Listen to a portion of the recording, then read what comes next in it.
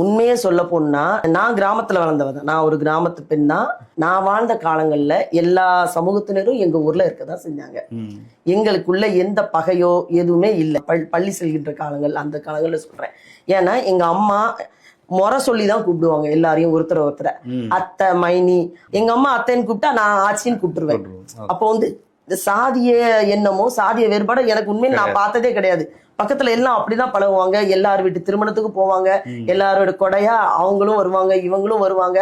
அவ்வளவு ஒரு ஒற்றுமையா பழகிட்டு இருந்தோம். ஆனா ஒண்ணு சொல்லட்டுமா, பேருக்கு பின்னால அந்த சாதி அடையாளம் போடத்தான் செஞ்சோம் அன்னைக்கு. ஆனா எந்த வேற்றுமையும் இல்லை. ஆனா இந்த திராவிட மாடல், ஐயா பெரியார் வந்து சாதியை ஒழிச்சார்னு சொல்றீங்கல்ல, பேருக்கு பின்னால மட்டும் எடுக்க வச்சிருக்காங்க. மற்றபடி இப்பதான் அதிகமா தூண்டி விடப்பட்டிருக்கு. தனிப்பட்ட பகைய ரெண்டு சமூகத்து பகையா இவங்க அழகா திசை திருப்பி மாத்திடுறாங்க, அரசியல் காரணமா மாத்திடுறாங்க. இதுக்கு ஒரு தீர்வு கொடுக்க முடியாதா? இங்க என்ன கூலிப்படை தானே கொள்ளுதுன்னு பேசுறேன். காவல்துறையை கையில வச்சிருக்கிறது யாரு? காவல்துறை யாரு கட்டுப்பாட்டுல இயங்கிட்டு இருக்கு? முதலமைச்சருக்கு தானே வச்சிருக்கிறாரு.